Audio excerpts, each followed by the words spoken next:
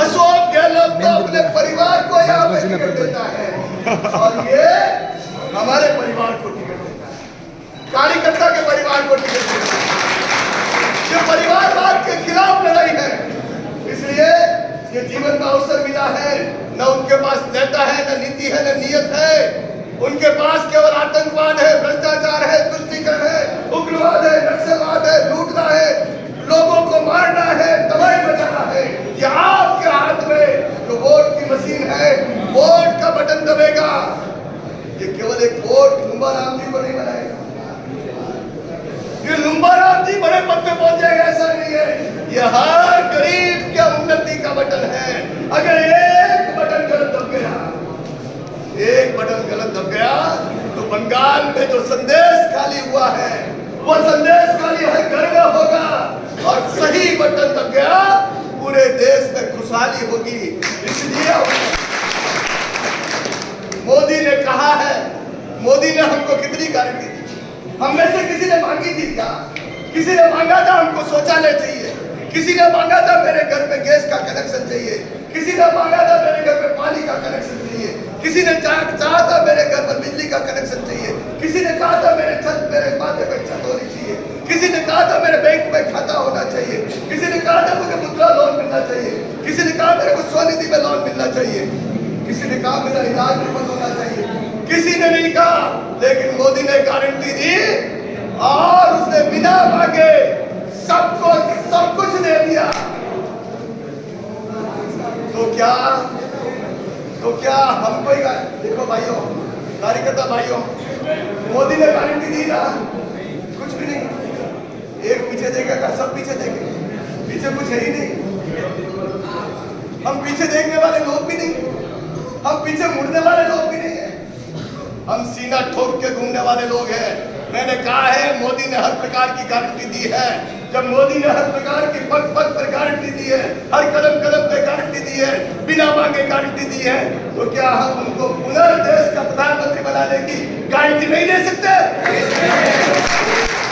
Life भी आ गई, ये भी साक्षी हो गई है, दीपावली की टाइम है और ये गारंटी हमने सबने आज भगवान शिव का नाम लेकर के ये गारंटी दे रहे हैं। मेरी बात को मैं पूरा करता हूँ, बात तो लंबी हो जाती है, कई बात नहीं जाती होगी, लेकिन जब इतने जोशीले कार्यकर्ता हो जिनके चेहरे से हमको कुछ न कुछ संकेत मिलता हो। लुम्बा राम जी को कह रहा था कि आपके ऊपर तो लोग स्वागत करने के लिए लूम रहे हैं, ये संकेत है कि आने वाला समय भारतीय जनता पार्टी की तीसरी बार मोदी सरकार बनेगी, सबके सपने पूरे होंगे, सबके सपने संकल्प में बदलेंगे, संकल्प सिद्धि में होगी और 400 पार का सपना नहीं होगा।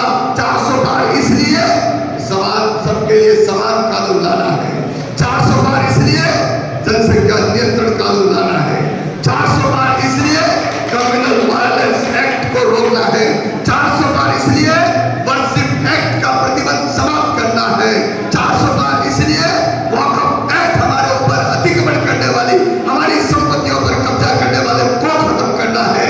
इसलिए ये 400 पार आने वाली पीढ़ियों की सुरक्षा के लिए है, हमारे बच्चों की सुरक्षा के लिए है, हमारे भविष्य की सुरक्षा के लिए है, माँ और बेटियों को इज्जत देने के लिए है, उनको इज्जत की आबरू की खोज देने के लिए है, उनको इस बात का ताकत देने के लिए है। आप इस देश में बराबरी कहा करते हैं, माता बहनों का आशीर्वाद, युवाओं को रोजगार देने के लिए और बूढ़े माता पिता को लाठी का सहारा देने के लिए यह 400 पार है। इसलिए इस 400 पार में हम सब साथ चलेंगे और चलते रहेंगे, लेकिन ये 400 पार तब होगा जब हमको अपना बूथ जीतना होगा। अगर बूथ नहीं जीता तो 400 पार की बातें केवल कल्पना रह जाएगी। चाहे कहते हैं ना माहौल बहुत अच्छा है, वायुमंडल है, सुनामी मोदी जी का तूफान भी चल रहा है, लेकिन अगर गाड़ी के चक्के में हवा नहीं है तो फिर कोई काम नहीं आएगी।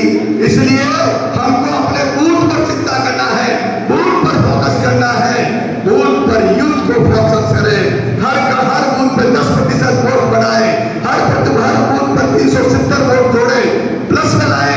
यह मोदी जी का संदेश है। जीत का सवाल नहीं है, जीत के साथ में जीत नहीं, यह महाजीत की बात है, विजय नहीं महाविजय की बात है।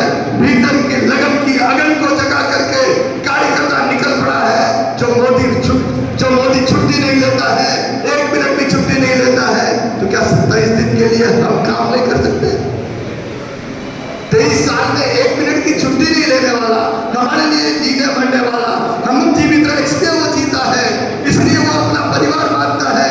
उस परिवार के मुखिया को ताकत देने के लिए, सनातन की ताकत बढ़ाने के लिए, फिर से राजस्थान देश के अंदर भंग फैलाने के लिए, और फिर से लाल किले की प्राचीर पर तिरंगा लहरेगा, मोदी होगा, और देश के अंदर राम मंदिर के साथ में राम राज्य की स्थापना होगी, ऐसा मेरा विश्वास है।